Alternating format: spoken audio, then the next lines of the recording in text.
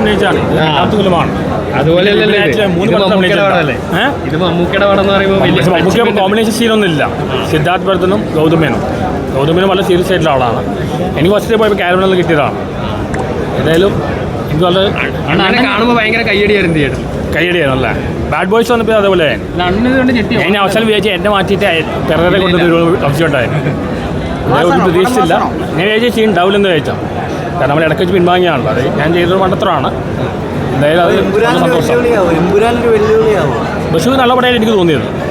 Bad ബോയ്സും കാണാൻ അത്ര ഇഷ്ടപ്പെട്ടില്ല. ബഷു എങ്ങനെയാണ് പൊതുവെ റിപ്പോർട്ട് എങ്ങനെയാണ് ബാഡ് ബോയ്സില്ല ബഷുക്ക കുഴപ്പമില്ല. മിക്സഡ് റിവ്യൂ ആണോ?